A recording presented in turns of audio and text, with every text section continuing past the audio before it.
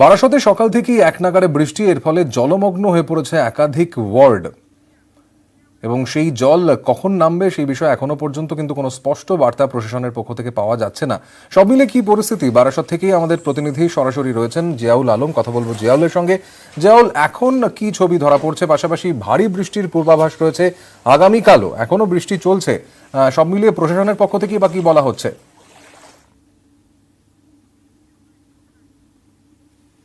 দেখো, রাতভর বৃষ্টির ফলে যেমন জলমগ্ন হয়েছে, তারপরে দুপুরের পরে অতি ভারী বৃষ্টির ফলে কিন্তু একাধিক পৌরসভার কিন্তু একাধিক ওয়ার্ডে কিন্তু জলের তলায় রয়েছেন। শুধুমাত্র বারাসাত 1, 2, 14, 13, 31 এবং 32 এই ওয়ার্ডগুলো কিন্তু ইতিমধ্যেই জল জমে রয়েছে। কোনো জায়গায় হচ্ছে হাঁটু সমান, কোথাও বা কোমর সমান। ফলে বারাসাতবাসীর কিন্তু একটা চরম সমস্যার মধ্যে রয়েছেন। আমরা কিছুক্ষণ আগে 14 নম্বর ওয়ার্ডে ছিলাম, সেখানে কিন্তু হাঁটু সমান জল ছিল, বেশ কয়েকটি বাড়ি কিন্তু জলের তলায়। এখন রয়েছে 13 নম্বর ওয়ার্ডে, এখানেও কিন্তু জলের তলায় বেশ কয়েকটি বাড়ি রয়েছেন। ফলে ঘরের মধ্যে রান্নার ঘর থেকে শুরু করে শোবার ঘর, সেখানেও কিন্তু জল জমে রয়েছে। ফলে সাধারণ মানুষ কিন্তু একটা সমস্যা হচ্ছেন। আমরা এই 13 নম্বর ওয়ার্ডের বেশ কিছু বাড়িতে ঢুকছি, দেখুন বাড়ির নিচে বাড়িতেই কিন্তু হাঁটু সমান জল রয়েছেন এবং বাচ্চা নিয়ে তারা কিন্তু পড়াশোনা করছেন কিন্তু একেবারে খাটের উপরে। ফলে সমস্যায় কিন্তু সাধারণ মানুষ এই কিভাবে জল জমেছে। আমরা কিন্তু পৌরসভার আধিকারিকদের সঙ্গে কথা বলেছিলাম, তারা কিন্তু বলেছে যে সমস্ত পুকুর বা জলা জমি রয়েছে সেইগুলো ভরে গেছেন, ফলে জল কিন্তু পরিষ্কার হচ্ছে না। ড্রেনিং ব্যবস্থা ভালো থাকলেও জল সমস্যা কিন্তু বারাসাতে রয়েছেন। ফলে আমরা কিছু মানুষের সঙ্গে যাদের ঘরে জল ঢুকে রয়েছে তাদের জিজ্ঞাসা করবো কি অবস্থায় তারা রয়েছেন, পৌরসভা থেকে কোনো প্রতিনিধি এসেছিল কিনা বা কোনো ব্যবস্থা নেওয়া হয়েছিল, কি অবস্থা এখনো? এখনো তো জল জমে আছে, ঘরের ভিতরেও কিছু কিছু জায়গায় জল ঢুকে গেছে। পৌরসভা থেকে তো কোনো লোকজন আসেনি যে ড্রেন গুলো পরিষ্কার করে দেবে, তার জন্য কেউ আসেনি। কারণ প্রত্যেক বছরই হয় না, প্রত্যেক বছরই হয় এটা, এক বছরের জন্য নয়, এটা প্রতি বছরই আমাদের এই সমস্যা। আমরা 30 বছর এখানে আছি, 30 বছর ধরে সামান্য কিছু উন্নতি হয়েছে, কিন্তু সেরকম যে জল ঘরে ঢুকবে না সেই ব্যবস্থার জন্য পৌরসভা কিছু করেনি। কি অবস্থা, কি ঘরে জল ঢুকেছে? কতটা জল ঢুকেছে? হাঁটু অব্দি জল ঢুকেছে। তার সমস্যা হচ্ছে পড়াশোনার? না। হ্যাঁ, আর কি অবস্থা, কি বাড়ির সামনেও জল? হ্যাঁ, আমি দেখার চেষ্টা করবো। দেখুন আর কি নিচেই আর কি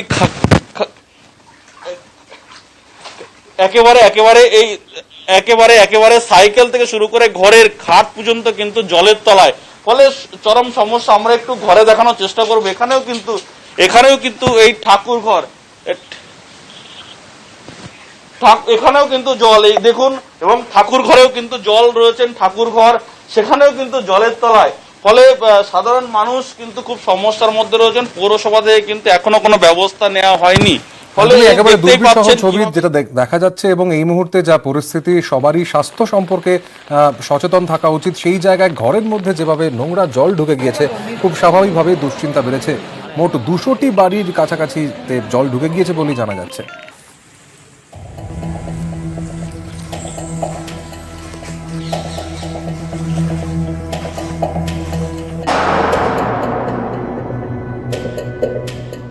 কোথাও কোমর সমান, কোথাও হাঁটু পর্যন্ত জল, রাস্তায় জল, বাড়ির ভেতরেও জল। ভারী বৃষ্টিতে বারাসত পুরসভার একাধিক ওয়ার্ডে জল যন্ত্রণা। মঙ্গলবার সকাল থেকেও কখনো ভারী কখনো অতি ভারী বৃষ্টি।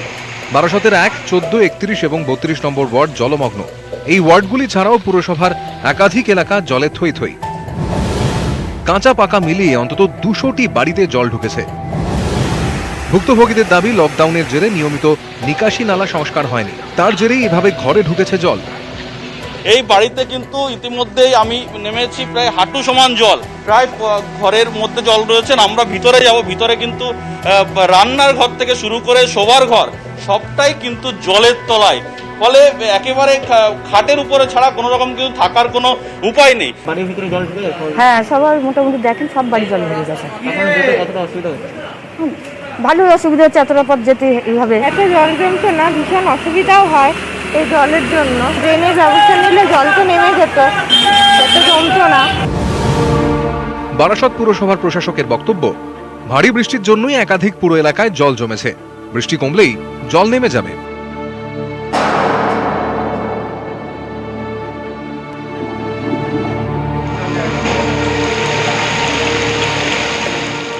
নাগাড়ে বৃষ্টিতে জলমগ্ন সোদপুর এবং আগরপাড়ার বিস্তীর্ণ এলাকাও। আগরপাড়ার উসুমপুর এলাকায় রাস্তা জলের তলায়। সোদপুরের নাটাগড়, এইচবি টাউন সহ একাধিক এলাকা জলমগ্ন। জল জমে নিকাশি নালা ও রাস্তা মিলেমিশে একাকার। জলের জন্য আমরা না ঘর থেকে পায়খানা বাথরুমে যেতে পারছি, না কোনো কাজ করতে পারছি। আমি একটা অসুস্থ বাইপাস সার্জারি পেশেন্ট, খুবই কষ্ট আমাদের দিন কাটছে। একে করোনা, তার উপর ডেঙ্গির সতর্কতা।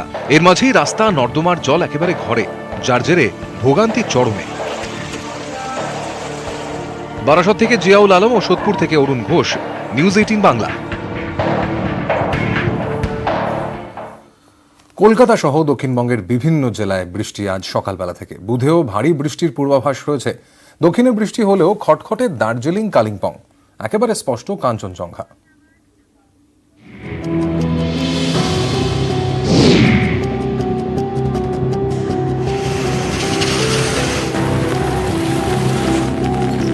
কখনো তার মেজাজ হালকা, পিচ রাস্তায় নরম, আবার কখনো সে মুষলধার ধুয়ে দিল অসহ্য ভ্যাপসা গরম। মঙ্গলে বর্ষা মঙ্গল। কলকাতা সহ দক্ষিণবঙ্গের বিভিন্ন জেলায় শ্রাবণের ধারাপাত।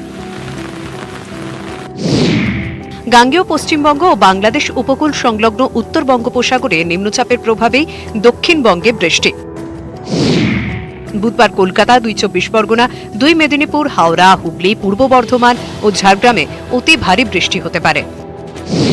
বুধবার পুরুলিয়া, বাঁকুড়া, পশ্চিম বর্ধমান, পশ্চিম মেদিনীপুর ও ঝাড়গ্রামে ভারী বৃষ্টির পূর্বাভাস।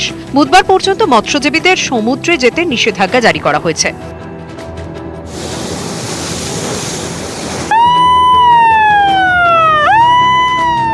সমুদ্রের মধ্যে আছেন, ওনাদেরকে বারবার করে বলা হচ্ছে আপনারা ফিরে আসুন।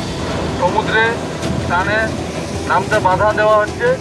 উত্তর বঙ্গোপসাগরের উপরে পশ্চিমবঙ্গ এবং বাংলাদেশের উপকূলবর্তী অঞ্চলের উপরে একটি নিম্নচাপ তৈরি হয়েছে। আগামী 24 ঘন্টায় এই নিম্নচাপটির আরেকটু শক্তি বৃদ্ধি হওয়ার সম্ভাবনা। এর প্রভাবে দক্ষিণবঙ্গের সমস্ত জেলাতেই হালকা থেকে মাঝারি বৃষ্টির সম্ভাবনা থাকছে।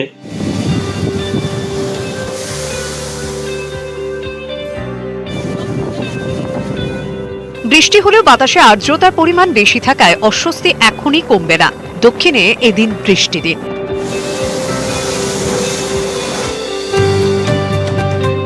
দার্জিলিং, কালিম্পং বৃষ্টিহীন। আকাশ জুড়ে রোদের রেলগাড়ি।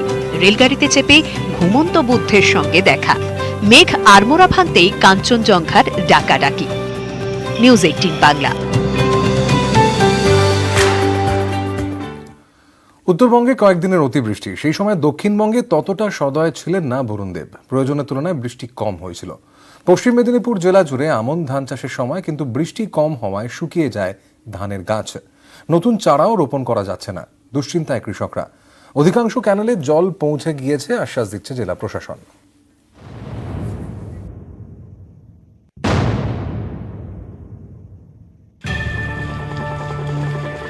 পশ্চিম মেদিনীপুরে আমন চাষে কৃষকদের নজর এখন আকাশে। মন বলছে আল্লাহ মেঘ দে, পানি দে। আমন ধানের চারা রোপণে প্রচুর জল লাগে, কিন্তু ভরা বর্ষাতেও প্রয়োজনের তুলনায় কম বৃষ্টি, জমি প্রায় ফুটি ফাটা। এবছর আগাম বর্ষা আসায় আমন ধানের চারা রোপণের কাজ কিছুটা এগিয়েছিল। কয়েকদিন ধরে বৃষ্টি না হওয়ায় দুশ্চিন্তায় কৃষকরা। জেলার অধিকাংশ এলাকায় চাষের উপরই নির্ভরশীল মানুষ। বৃষ্টি না হওয়ায় শুকিয়ে যাচ্ছে জমি, শুকিয়ে যাচ্ছে ধানের গাছ। এমনকি প্রয়োজন মতো বৃষ্টি না হওয়ায় অধিকাংশ জমিতে এখনো ধান লাগাতে পারেননি কৃষকরা। অতএব ভরসা শ্যালো বা মিনি পাম্প। অন্যান্য বছর এই সময় ধান রোয়ার কাজ সম্পন্ন হলেও এবছর চন্দ্রকোনা, দাসপুর, ঘাটালে চাষের কাজ পিছিয়ে। জেলা প্রশাসন সূত্রে খবর, এবছর জেলায় 3,45,000 হেক্টর জমিতে আমন ধান রোপণের লক্ষ্যমাত্রা থাকলেও এখনো পর্যন্ত 1,08,000 হেক্টর জমিতে ধান রোপণ করা হয়েছে।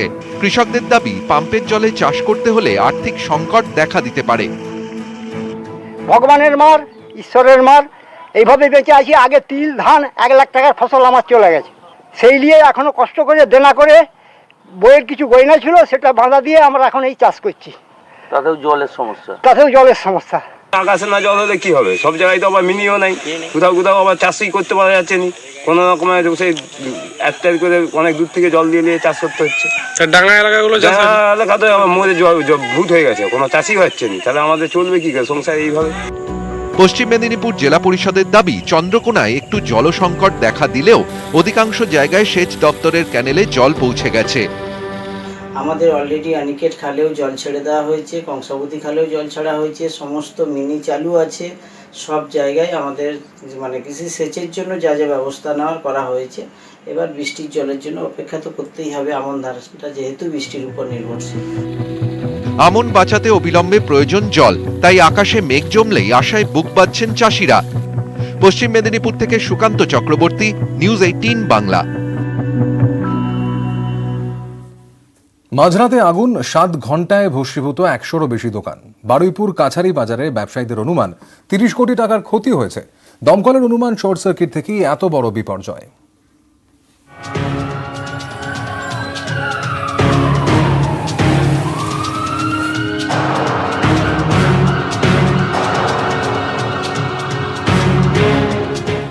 বারুইপুর থানার উল্টো দিকে কাছারি বাজার, ঘণ্টা 7 আগুনে পুড়ে ছাই।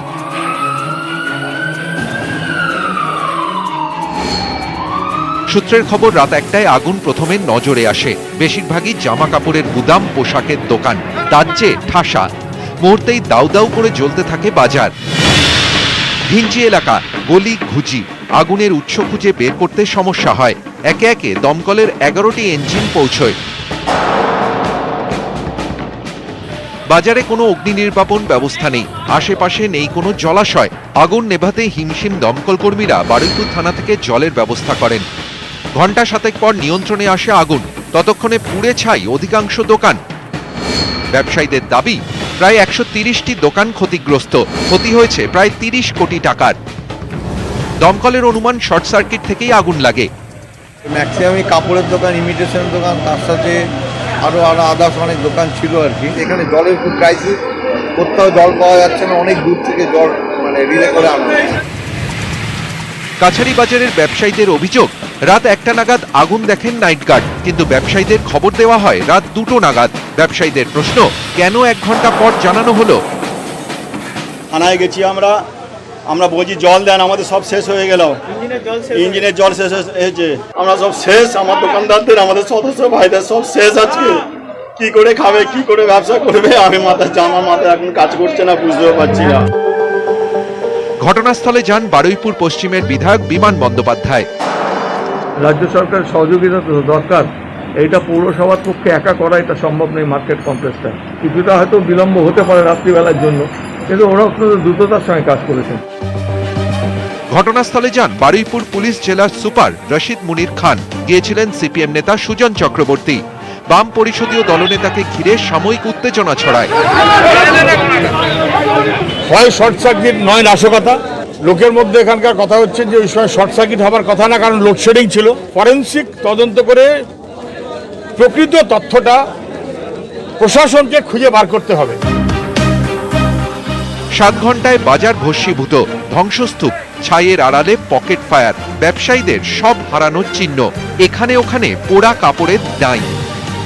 বারুইপুর থেকে অর্পণ মণ্ডল, নিউজ 18 বাংলা। যোগা এশিয়াডের সুযোগ পেয়েছে উত্তর 24 পরগনার দত্তপুকুরের ক্লাস 3-র এই ছাত্রী, কিন্তু লকডাউনের জেরে আর্থিক অনটনে প্রশ্নের মুখে এখন পৌশালীর ভবিষ্যৎ।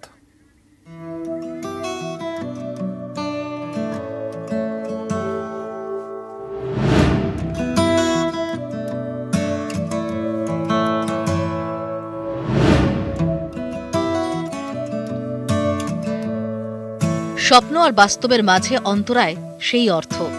লড়াই করছে উত্তর 24 পরগনার দত্তপুকুরের 8 বছরের পৌশালী কংস বণিক। স্থানীয় চন্দ্রপুরের এই বাড়িটাই কংস বণিকদের।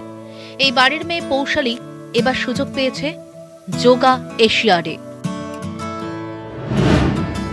মাত্র 4 বছর বয়সেই যোগব্যায়াম চর্চা শুরু পৌশালীর। নিজের দিদির অনুপ্রেরণায় যোগব্যায়ামে যোগ দেওয়া, ধীরে ধীরে জেলার বিভিন্ন প্রতিযোগিতায় অংশ নেওয়া। 8 বছর বয়সে রাজ্য স্তরে প্রথম প্রতিযোগিতায় অংশগ্রহণ, প্রথম প্রতিযোগিতায় দ্বিতীয় পৌশালী। এই বছরের জুড়ে জাতীয় স্তরে প্রথমবার নাম দেওয়া, সাব জুনিয়র বিভাগে প্রথম চন্দ্রপুরের পৌশালী। 15ই আগস্ট অনলাইনে হবে ফেডারেশন কাপ। কিন্তু লকডাউনের ধাক্কায় এখন ভাঙতে বসেছে 8 বছরের পৌশালীর সব স্বপ্ন। তবুও যোগেই জীবন গড়তে চায় ক্লাস 3-র এই ছাত্রী। বড় হয়ে যোগব্যায়াম করতে চাই। আমার স্বপ্ন যে আমি বড় হয়ে অলিম্পিক খেলতে চাই। ছোট মেয়ে পৌশালীকে ঘিরে অনেক স্বপ্ন দেখেছিলেন বাবা সরজিৎ এবং মা শিবানী, কিন্তু করোনাকালে দিশেহারা তাঁদের জীবন। বাবা সরজিৎ কংসবণিক স্থানীয় কাঁসার দোকানের কর্মচারী। লকডাউনের জেরে তাঁর রোজগার কমেছে, প্রভাব পড়েছে সংসারে। মোবাইল খরচের জেরে বন্ধ হতে বসেছে পৌশালীর অনলাইনে যোগ শিক্ষা। মানে রোজগার একদম বলতে গেলে হারিয়েছে, রোজগার একদম নেই বললে চলে। ভবিষ্যতে এমন কোনো সমস্যা না, মেয়ের যে প্রতিভাটা আছে যেন হারিয়ে না যায়। আমি তো সবসময় ওকে ভালো পুষ্টি দিতে পারি না, তো একটু মাংসটা ভালো খায়, মাছ টাছ খেতে চায় না, সবসময় সম্ভব হয় না। যখন পারি তখন ওকে একটু এনে দিলাম, এইভাবেই করি। অক্টোবর নভেম্বরে হতে পারে যোগা এশিয়াড। গত বছর এই প্রতিযোগিতা হয়েছিল সিঙ্গাপুরে। এবার কোথায় তা এখনো ঠিক হয়নি, কিভাবে হবে তাও ঠিক নেই। এই পরিস্থিতিতে জীবন সংগ্রামে ব্যস্ত এখন 8 বছরের পৌশালী। সংগ্রাম করলেই সাফল্য আসে, আর সংগ্রাম না করলে সাফল্যের স্বাদ অনুভব করা যায় না। ছোট্ট পৌশালীর এই বয়সেই শুরু হয়ে গেছে সংগ্রাম। জীবনে সে আরও এগিয়ে যাবে, যোগব্যায়ামে ভারতবর্ষের নামকে বিশ্বে আরও উজ্জ্বল করবে। কিন্তু তার জন্য যে সংগ্রাম সে এখন থেকে শুরু করেছে, আশা করব সেই সংগ্রাম বজায় থাকবে এবং সাফল্যকে সে নিজের হাতে চেখে দেখবে। ক্যামেরাম্যান সুমন বসুর সঙ্গে সৌজন মণ্ডল, নিউজ 18 বাংলা।